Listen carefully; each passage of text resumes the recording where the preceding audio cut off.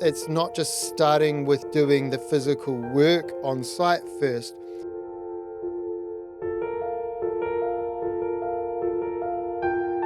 Before we even have a stick of framing timber on site, we've already planted over 360 natives. The site is just constantly evolving.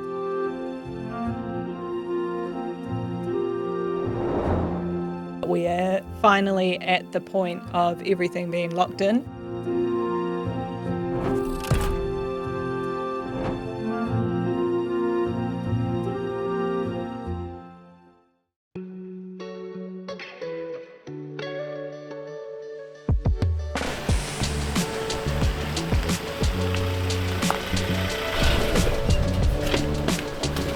Yo, pie wrapper, tied the evidence.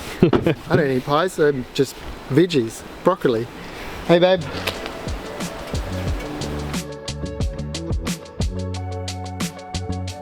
Yo, it's Tuesday the 23rd of September, a wet morning. Not often you find the gates closed here. But it's a danger zone. Just another week where we had an awesome plan. We were due to start the final layer of slab on Monday morning. Everyone lined up, everything done. The one thing we can't line up though is the weather. It's literally been raining for 2 days straight. Meow, meow, meow, meow. Hard as well. Hard. Torrential. Like wake up in the night hearing how hard it's raining, worrying about all your building sites, not just this one. Even the best laid plans get ruined by weather sometimes. Oh well, should we go and get brunch?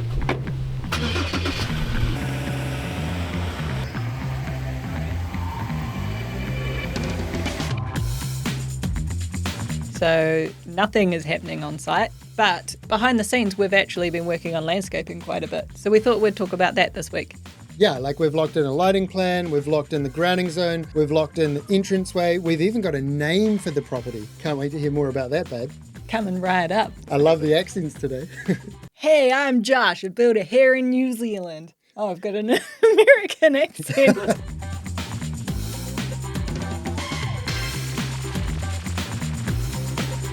Landscaping. So many people leave it to the end. Not us though. We started with probably literally a million ideas, poor Katie, and a lot to get into a bunch of spaces. It's been a journey, but we are finally at the point of everything being locked in. Earthworks is done. Hey. Yeah, no more big diggers. So no more dig, dig, dig. We just dig, dig, and then just put it on the ground. Ah, how did we even get on the buzz of doing it first? We kind of got more excited about the outside than the inside, eh? The buzz of doing it first was always like, we know that the house is going to block us out. Yeah, but we also know we wanted to move in with some of that bulk structure done. Yeah, but like we didn't want to move into a house that was like surrounded by barren clay.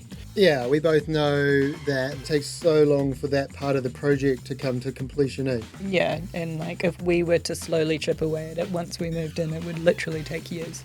Yeah, you guys remember the last time. You've seen me building the inside of this house, but what you haven't seen is this. Out here, I have a mountain of landscaping. A few years later. This time I was determined to do it better. And you know what they say about trees? The best time to plant one was 20 years ago. The next best time is right now. And so that's right. Before we even have a stick of framing timber on site, we've already planted over 360 natives. It's mostly a very clay substrate, so we want something that can handle those conditions. There's already a lot of kind of native plants, manukas, kanukas, cortaderia, around the perimeter of the site, so we're actually going to use a lot of those plants because we know that they already thrive here and do really well. So that's the plan. Katie's coming back next week. She is working on planting out above the block wall. We are planting some Grizzolinia hedges up there and then having some like ground cover that spills over the block wall to kind of break it up and not seem so like stark. Yeah, and down the other end of the block wall, we're putting in a bunch of native flaxes to bring back the birds. Yeah. The amount of plants we took out, we want to replace triple fold. Yeah. We now have over 110,000 people tuning in to watch our videos. We would love to hit 120 by the end of the year. Hitting that milestone helps us keep filming and keep giving you more and more content. Hit the subscribe button below and you can be part of the crew.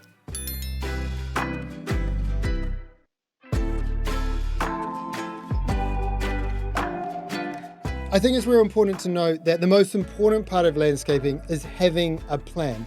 Even if you're doing it yourself, sketch out a plan, get someone to look at it, get some advice. I'll even show you an example of what my mate Jeff did and a quick drone shot of what this drawing turned into. Even walking it out with like string lines and tape measures. And what's the spray stuff on the ground? Spray paint. Spray paint out areas and even like bring your chairs or put your table in the space and be like, oh yeah, it fits. It needs to be a little bit bigger on this side, but like work it out that way. The most important thing is before you commit to doing anything outside, you have an overall vision. The worst thing is if you plow on and build something like a shed in the corner, only to sit in your lounge and think, wow, that's a weird spot to put a shed, and now you've locked it in and then you just be like, oh well, I'm not moving it, and the rest of your stuff moves around. Let's show you the first plan, the draft concept plan that kicked us off. So we've got our entrance, we come down, we've got the storage and the accommodation. They're pretty much in the same spot. The moment we knew where we wanted the house, we kind of knew where we wanted those two things at. Yeah, and then coming down the entranceway and then out to the grounding zone, that's in the same spot, but then this whole bit is completely different. And then the central zone is much the same too. Yeah. The adult zone is now literally just a spa and a sauna. Yeah, just. Yeah, poor us. But hunkered into the land a bit more, and both of them like looking out at the view. Yeah. Because there, that part of the land drops away real quick. So basically what's changed is majority of it is the whole grass area has come closer and more squashed to the house. Yeah, more pulled in and wrapped around. But you'll be able to overlay the two. Yeah. And then the grounding zone now is like a little bit more established where we have the glass house and then access out to the accommodation is quite obvious. So the biggest thing has been Nicole's grounding zone. A grounded Nicole is a great Nicole, I think. Yeah, the problem is when you get grounded and when I get grounded are two different versions of grounded. Hopefully a grounded Nicole means I get grounded less. Yeah, exactly. It's kind of like the central focus point, eh? Yeah, I think like the whole idea behind it is that you will spill out from the kitchen into that outdoor area, covered outdoor area, and then like as we have more and more people come around, that there's still like extra space out in the open for everyone to sit and kind of still be integrated and part of what's going on in the undercover area. Once we'd walked the land, Katie put a few renders in front of us, eh? And that first render was like, no thanks. Then she tweaked it. Yeah. So I've got a vision of like this seating going down the side and then a big circle, like kind of like daybed kind of thing at the end of the grounding zone. Build me that, babe. Yeah, I reckon it's doable. Great. Famous last words. It's like quite a sheltered space because we've got the spine wall going down one side and then the house obviously and then the accommodation on the other side. So it's almost like a central sheltered outdoor space. Think about like your local restaurant or pub where it's got this like epic outdoor covered area. That's what we want at home. It's like a beer garden. Yeah, exactly. You get the grounding zone, I get the beer garden. So our little studio has a double bed in the main living area, like a little kitchenette in the corner. That second bedroom off to the side is just going to be built-in bunk beds so we can fit 2 extra kids. And then the vinyl area is going to be a future bathroom. The reason we haven't done that is we're going to add that to the plumbing consent later once it's built. It's just the easiest way. And that's going to have a little deck off the front of it with a covered roof as well. Yeah, it's going to be a mini-me version of the house. I shall call him Mini-Me. It's going to have the same angle roof. It's going to have the same angle aluminium joinery. So the joinery that we have on the wall there will match the joinery on the wall on the studio there, it'll be like an extension of one of those mono pitch boxes. Same cladding detail all the way and same looking colour, eh, babe?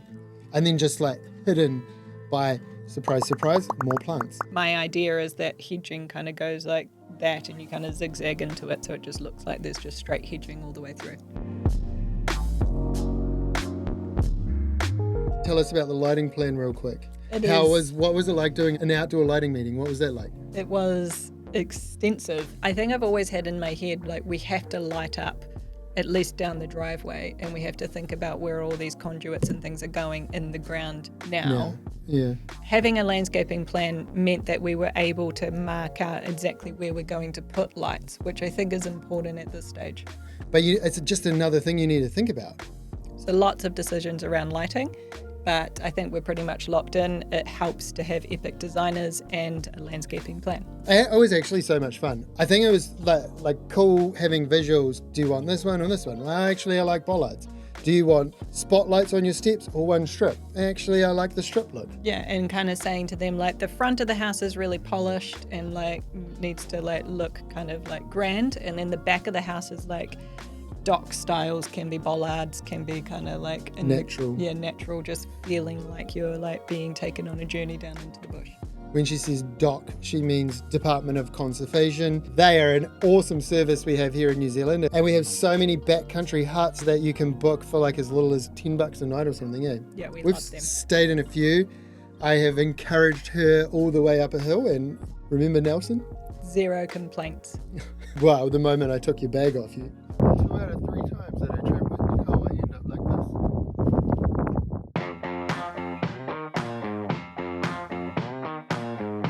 On top of all that, one of the things I have been trying to work out some of the details at is the driveway, the gate for the vehicles, and then the pedestrian gate, whether it's going to be made out of blocks or how that's going to be constructed, which way the gate's going to go, all these important details. And after a little bit of backwards and forwards with Katie, we have locked in an entrance plan as well. Woo! Pretty crazy. Again, just real cool to have something on paper, not in my head floating around. Yeah, exactly. That we can actually now hand to someone to be like, build this. Yeah. And it doesn't have to all get built straight away, as long as you're working to a plan. As well as working out the landscaping on that build up there, we actually build a number of homes, and Katie Bailey does the landscaping plan for all of those. And last week we were on the toughest site I've ever worked on and have been solving similar landscaping issues in a different way for our clients there. Let's take a look. Yo, it's Monday the 8th of September. We're at our other build up there. I've been here twice this morning. I got a big digger up the top clearing out for lot 1. Super exciting. We've been given the go ahead to do that.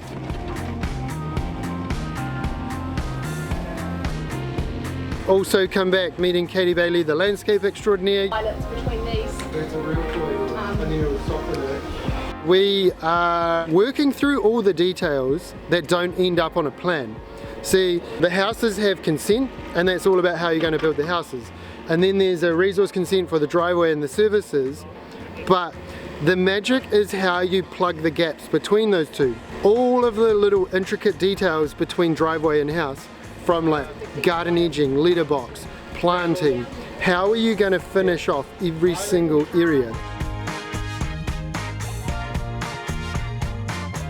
You've got to work backwards from final vision. If I was living here, crack a beer open on the deck and I'm looking at every area and it's complete, what does that look like? That's the stuff that's super important to nail down before all the big machinery leaves site and before you start building those final layers of landscaping. Car's getting the ground dirty. Oh, no way.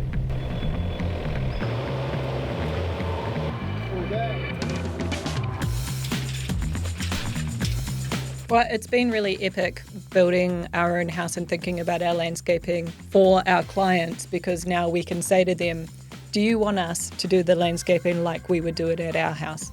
And obviously the answer is always going to be, yes, please. I think the really awesome thing for our clients with us building our house is that they get all of our lessons and all of the things that we're learning given to them on a silver platter.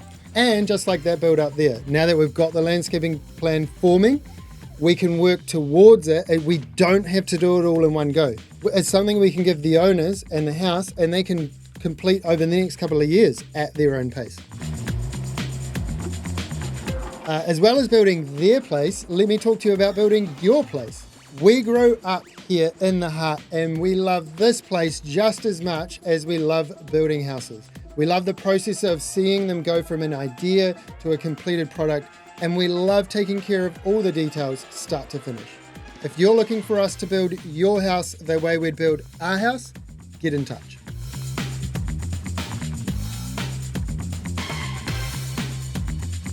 So that leaves us with one last problem to solve. My glass house. Oh man, I've been looking. It's hard to find exactly what you want, babe. It's a labour of love. They exist though. Surely those things you see in Pinterest photos exist somewhere in the world. They're on Pinterest. They must be out there. Yeah.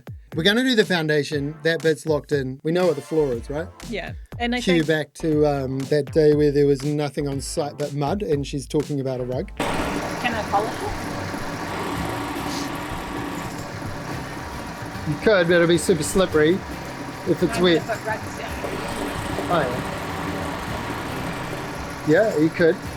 Welcome to my life. Well, I already know. I found the rug already. Yeah, great. Let me just build the floor of the main house before I do that house. It's been pretty hard to find one. Because I honestly thought we would just be like, right, kit set, and this size will work right here. We just need to build the base for it. But it seems that us down here in little old New Zealand are not so spoilt for choice. Also, you need to decide if you want those ones kind of like airburn up on a little concrete plinth. Yeah. You do? Yeah. Okay, cool, great. So just got more complicated. Help! Help us out. If you know an epic looking glasshouse kit set, hit us up.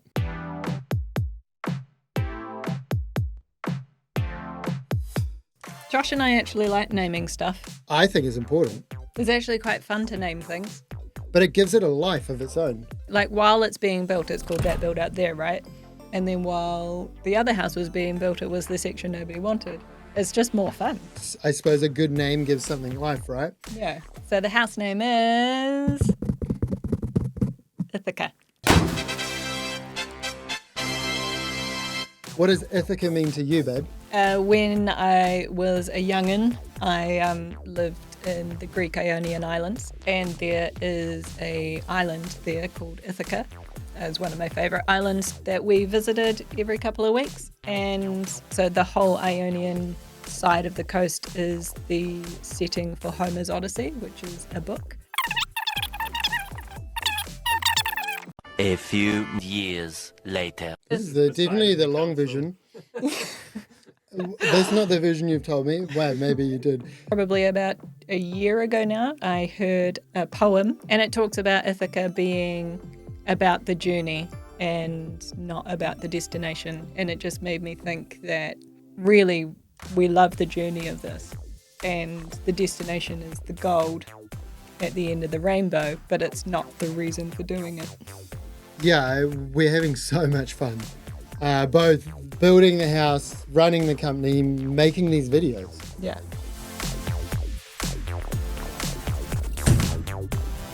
Yo, sign up squad. You have made it to the end of another video. Basically, sneak peek to what we do when there's not much happening on site and we need to make up a video. You know what? Something else we've made up? Smoko Chat. Tell them about it, babe. Smoko Chat is a little passion project of ours to get people talking. In New Zealand, smoko is a morning or afternoon tea time, and one of Josh's taglines is it smoko yet? Smoko Chat kind of plays on that when you're on the job site and you're all sitting around just like bantering about the weather and the All Blacks. Maybe you could actually get to know each other and have a deep conversation. You don't just have to be on Smoko. It could be like we've used it with the kids. We've used it at barbecues or catching up with mates. Family gatherings. People up and down the country have bought it and rung me up and said the chats they've had have been amazing. You can get it at smokochat.co.nz. The link's in the description. So that's Smoko Chat. Obviously, you're going to rush out and buy one. We've got about 500 left, self-funded. We would like to get rid of them and see them being used. Thanks for watching. Hopefully next week we have some on-site action. It finally stops raining and we might get a slab, eh, babe? We might start one, hopefully. See you next Saturday at 5 o'clock.